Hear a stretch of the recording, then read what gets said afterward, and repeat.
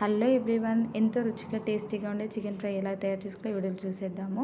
ఇక నేను చూపిస్తున్న పేస్ట్ నేను 2 టమాటాలు 2 ఉల్లిపాయలు కట్ చేసి పెట్టుకొని మిక్స్ చేసి పెట్టుకున్నానండి. స్టవ్ వెలిగించి గిన్నె పెట్టుకుని 2 పావులు ఆయిల్ వేసుకొని దాంట్లోకి 2 పచ్చిమిర్చిలు ఇలా కట్ చేసి వేసుకున్నాను.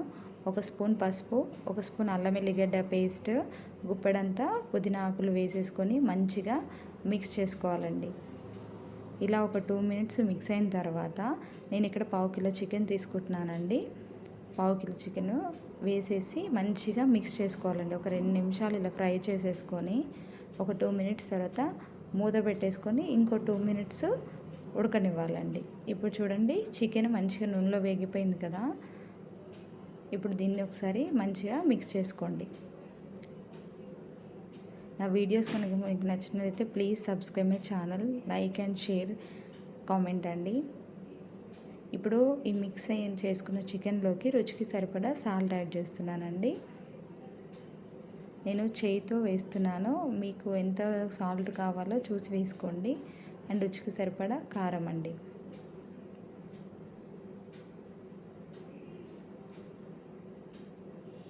ఇలా చేసి చూడండి, చాలా టేస్టీగా ఉంటుంది.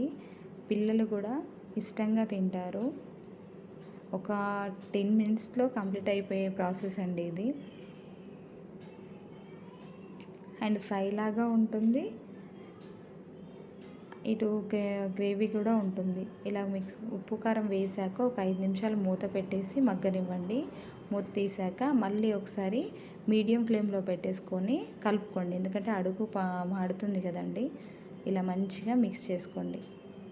ఇలా మిక్స్ చేసుకున్న దాంట్లోకి చికెన్లోకి మనం ముందుగా పేస్ట్ చేసి పెట్టుకున్నాం కదండి, టమాటో ఉల్లిపాయలతో మిక్స్ చేసి పెట్టుకున్నాం కదా, ఆ పేస్ట్ని ఇందులోకి యాడ్ చేస్తున్నానండి నేను.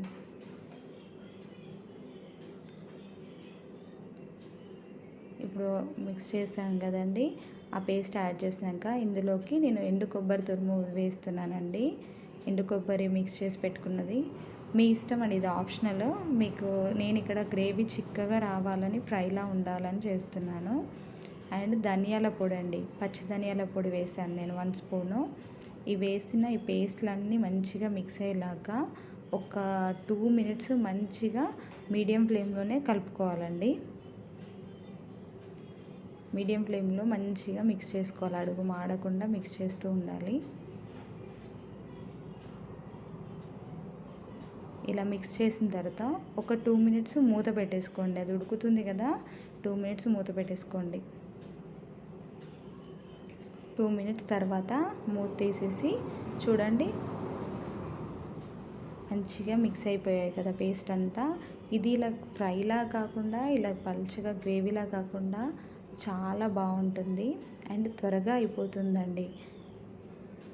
మంచిగా చికెన్ ఉడికిందా లేదో ఒకసారి ఇలా చూడండి, ముక్క అనేది విరిగిపోతుంది కదా, సో చికెన్ ఉడికినట్టే కదండి.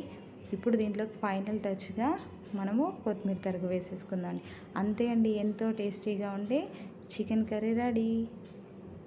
Thank you for watching.